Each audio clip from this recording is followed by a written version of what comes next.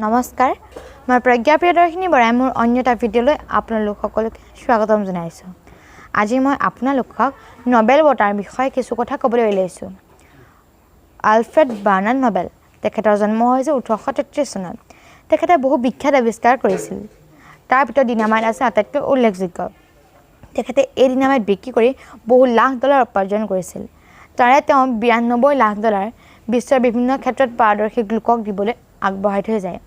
তেখেতৰ স্মৃতিতে 1901 চনৰ পৰা এই বঁটা প্ৰথমে চিকিৎসা বিজ্ঞান পদাৰ্থ বিজ্ঞান ৰসায়ন বিজ্ঞান সাহিত্য আৰু শান্তিত দিয়া হয় এই বঁটা লাভ কৰা প্ৰথম গৰাকী ব্যক্তি হৈছে ৰঞ্জন ৰশ্মিৰ আৱিষ্কাৰক উইলহেম কনৰাড ভন ৰণ্টজেন 1969 চনৰ পৰা এই বঁটা অৰ্থনীতিত দিয়া হয় এই বঁটা লাভ কৰা ভাৰতীয় কেইজন হৈছে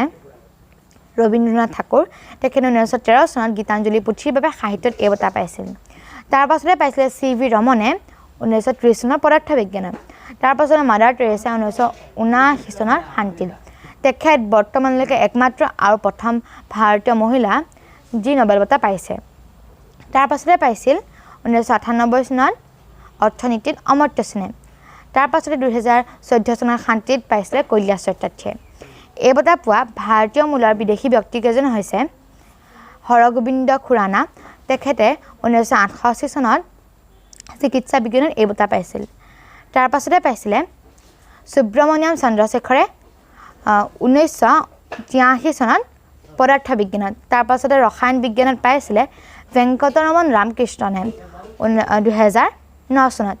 তাৰ পাছতে পাইছিলে 2019 চনত অৰ্থনীতিত অভিজিত বেনাৰ্জীয়ে আপোনালোকে যদি আজি আমাৰ এই ভিডিঅ'টো চাই ভাল পালে তেন্তে লাইক শেয়াৰ আৰু কমেন্ট কৰিবলৈ নাপাহৰিব লগতে আমাৰ চেনেলটো সাবস্ক্ৰাইব কৰি দিব ধন্যবাদ